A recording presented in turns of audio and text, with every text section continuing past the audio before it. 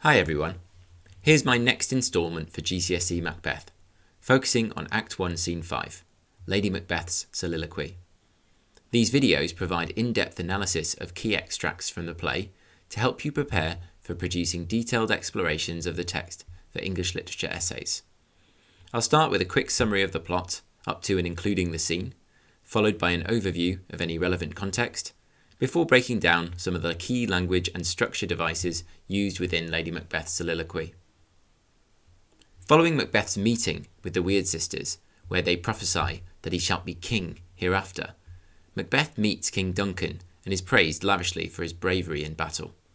He is, however, dismayed to learn that Duncan chooses his son Malcolm as the successor to the throne. Macbeth's frustration is clear, and the first seeds of a plot are sown as he recognises that Malcolm is in his way if he is to become king. Duncan and his entourage agree to spend the night at Macbeth's castle in Inverness. Macbeth rides ahead to meet Lady Macbeth. As Scene 5 begins, Lady Macbeth reads a letter from her husband where he recounts his meeting with the witches.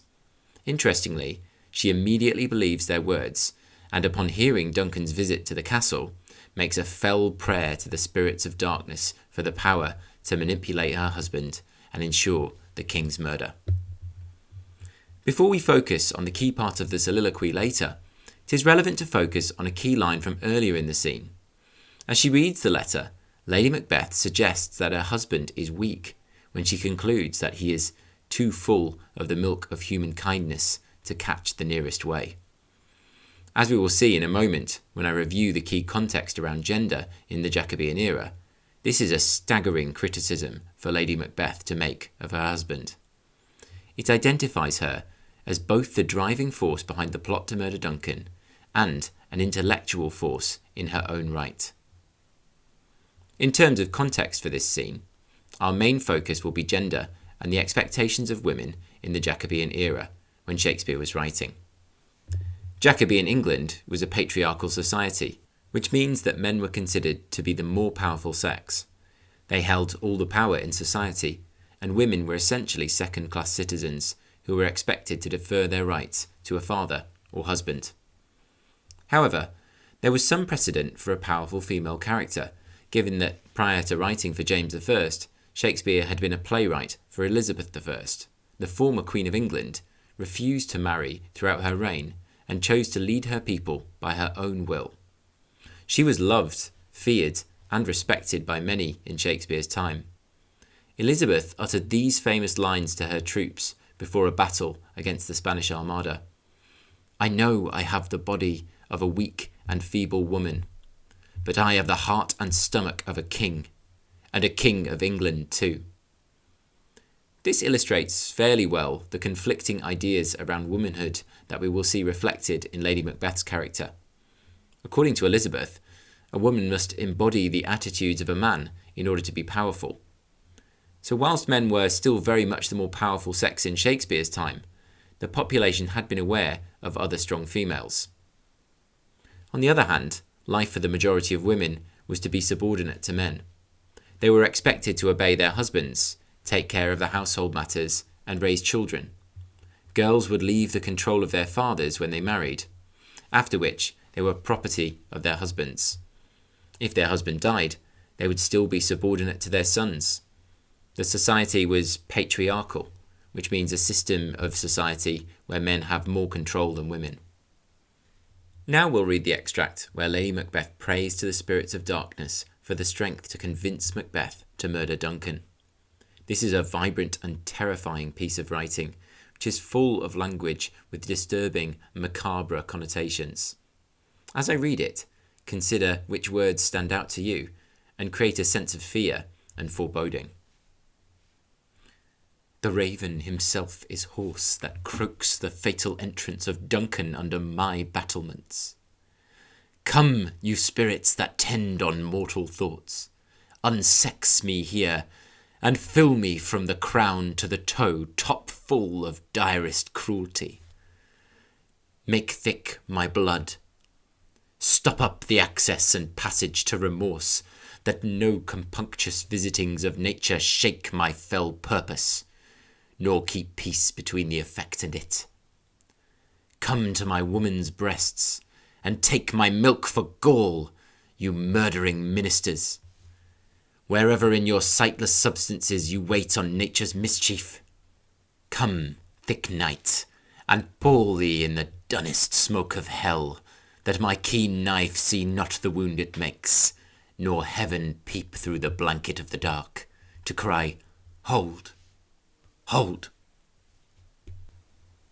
As you can see, in this soliloquy, Lady Macbeth's intentions are described in the most grotesque and disturbing language, a clear sign of her evil nature and powerful ambition.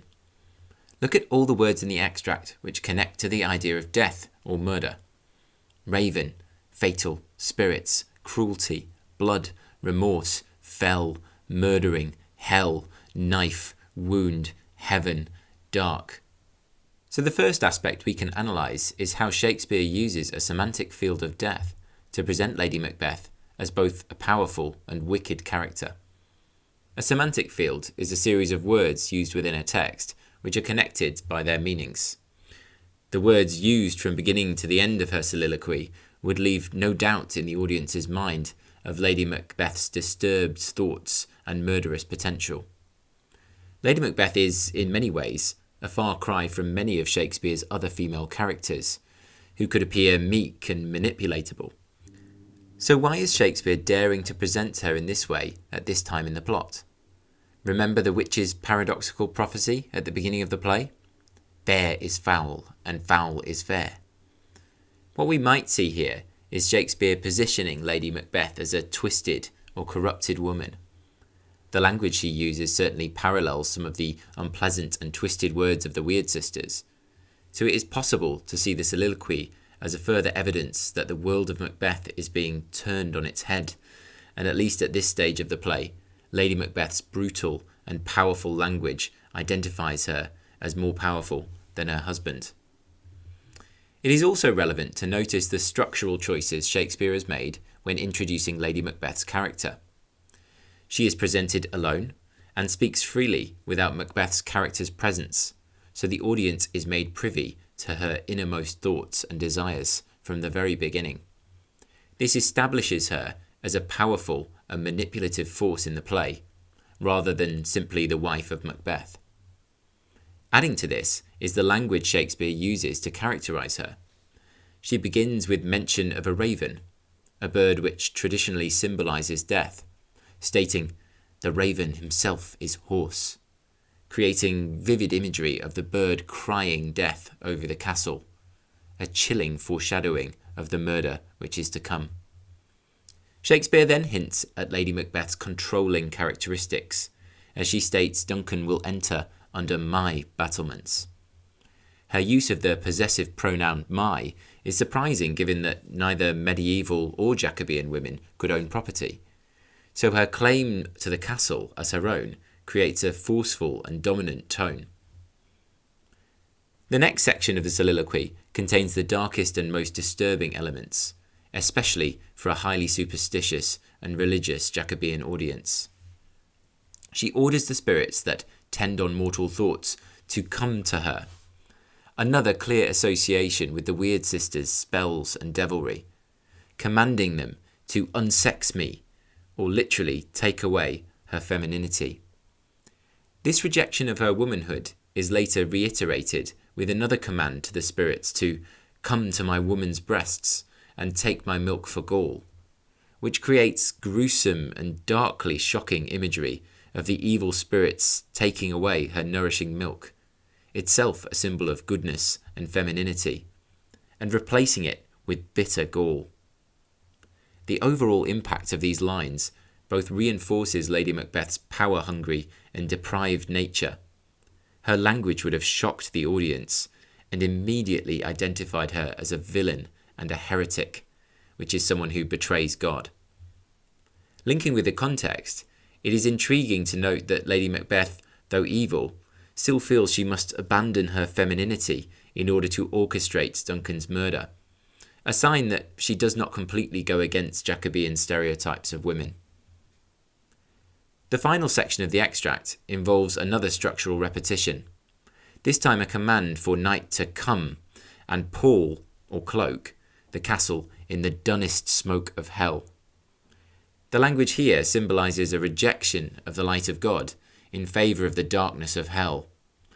Language which seems to parallel Macbeth's words in the previous scene, where he uttered, "Stars, hide your fires. Let not light see my black and deep desires." Shakespeare uses this parallel to link Macbeth and Lady Macbeth's evil desires. But at this stage of the play, Lady Macbeth's language far outstrips her husband's in terms of its severity and evil connotations.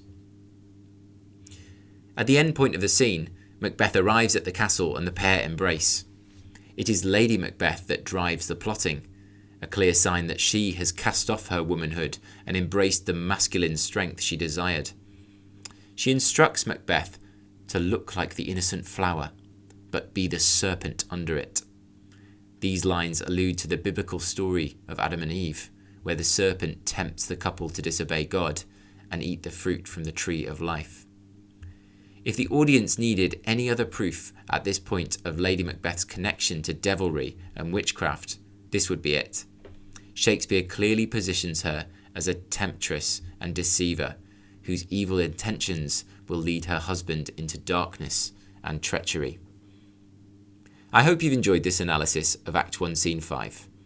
If you found this short video useful, please support my channel by liking the video and of course clicking the link to subscribe for more illustrated literature content.